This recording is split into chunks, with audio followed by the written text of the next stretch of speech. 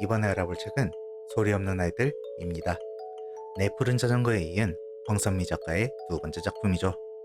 1998년 5월에 두산동화 출판사에서 여름나무라는 제목으로 첫 출간하였으며 같은 출판사에서 소리 없는 아이들로 개정판이 나왔습니다. 이때 편집자가 새 책처럼 보여야 한다고 결정하여 머릿말도 새로 쓰고 원고를 부분적으로 고치게 되었다고 합니다. 2010년 다른 출판사로 옮겨지면서 원고를 또 손보아야 했고요. 작가는 작품이 부족한 자식 같아서 그 과정이 우울했다고 합니다. 그런데 새 출판사인 이마주에서 개정판을 또 준비하고 있다고 하니 황선미 작가의 작품 중에서 가장 고난을 겪는 작품이라는 생각이 드네요. 작품의 모티프는 황선미 작가의 어린 시절 경험이라고 합니다. 시골 학교에 다닐 때 낯선 아이들이 와서 운동에 참석한 일이 있었답니다. 놀라울 정도로 조용한 아이들이었기에 작가의 기억에 남았다고 하는데요. 시간이 한참 지나고 고등학교 시절에 산책을 하다 숲속에서 농화원을 발견했다고 합니다. 문득 어린 시절 운동의 날에 그 아이들이 생각났다네요. 그 에피소드를 책으로 출간하게 될 줄은 그때는 짐작도 못하셨답니다.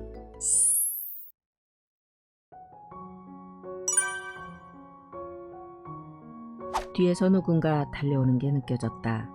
연수는 길을 비켜주면서 돌아보았다. 아침마다 과수원 앞길로 권투 선수처럼 달려가곤 하던 소년이었다. 동욱이가 집적거리고도 별거 아니라고 했던 소년이 누런 개와 함께 달려오고 있었다. 개가 겁나서 길 가장자리로 비켜서면서 연수는 소년을 보았다. 소년도 잠깐 연수를 보았다. 그러나 곧 그대로 달려갔다. 누구지? 왠지 얼굴이 낯익었다. 어디서 본 적이 있는 것처럼 친하게 느껴졌다. 똑똑해 보이는 눈빛과 반듯한 얼굴이 동욱이에게 별거 아닌 취급을 받게 생기지도 않았다. 덩치가 작지도 않으면서 왜 동욱이한테 밀렸지? 소년이 오솔길 끝으로 사라졌다. 소년이 사라진 쪽에서 종소리가 들려왔다. 야산 너머에 다른 마을이 있는 모양이었다. 들녘이라 교회 종소리가 듣기 좋았다. 산 가장자리로 내려오자 농수로와 수로를 가로지르는 작은 다리가 보였다. 연수는 다리를 건너 농수로를 따라 걸었다. 농수로 사이로 야산과 옥수수밭이 길게 이어져 있었다. 밤나무가 우거진 곳을 지나자 눈앞이 훤히 트였다. 어떤 집이 보였기 때문이다. 아니, 눈앞이 훤해진 것은 집에 딸린 넓은 공터 때문이었다. 공터는 축구 골대와 농구대가 있는 운동장이었다. 집도 작은 학교처럼 보였다. 이상한 집이네. 연수는 빨간 양철 지붕에 유리창이 많은 집과 작은 운동장에서 뛰놀고 있는 애들을 물끄러미 보았다. 개들도 같이 놀고 있었다. 개들 중에서 낯익은 개가 한 마리 눈에 띄었다. 똑같이 생기지 않았다면 그 개는 틀림없이 동욱이의 개, 바로 마루였다. 그러나 어디를 봐도 동욱이는 없었다. 땅을 파헤치는 닭들과 나무에 매인 흑염소도 보였다. 그런데 참 이상했다. 가끔씩 개도 짖고 닭도 꼬꼬꼬 소리를 낼 때가 있는데 사람들 소리가 나지 않는 것이었다. 밭에서 채소를 뽑아 소쿠리에 담는 아이들도 있었다. 그런데 모두 입을 다문 것처럼 말소리가 들리지 않았다. 연수는 침을 삼키고 귀를 후볐다. 그러나 역시 아무 소리도 들리지 않았다. 연수는 아이들을 눈여겨보았다. 아이들은 마치 소리를 꺼놓은 텔레비전 화면처럼 움직이고 웃고 손짓했다.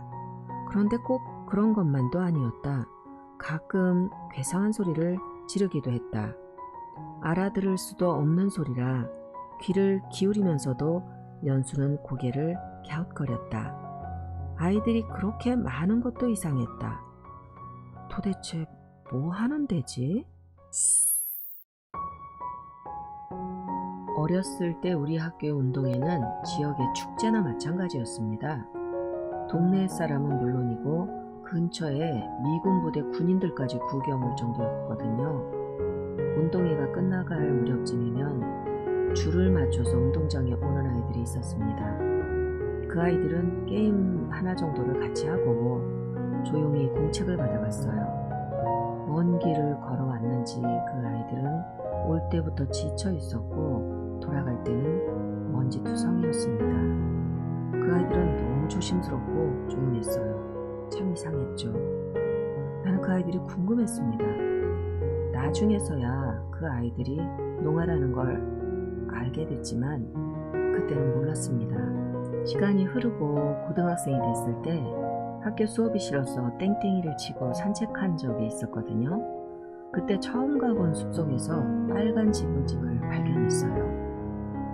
그건 마당에서 아이들과 개들이 함께 공놀이를 하고 있었는데 개들이 짖는 소리는 나는데 아이들 소리가 나지 않더라고요. 그때 어린 시절 운동회 왔던 아이들이 문득 떠올랐죠. 그 아이들을 만나보고 싶다는 충동 때문에 나는 반 친구들에게 후원금을 살짝 강요를 해서 친구와 함께 먹을 거, 장난감, 학용품을 준비해서 숲속의 집을 방문했습니다. 그때 마침 농아원에 미군들이 봉사활동을 하러 와 있더라고요. 우리는 영어가 좀 서툴렀고 수화는 전혀 할 줄 몰랐죠. 미군들은 우리말을 모르고 수화는 가능했고요. 소리를 낼 수 없는 그 아이들이 통역을 해주었습니다.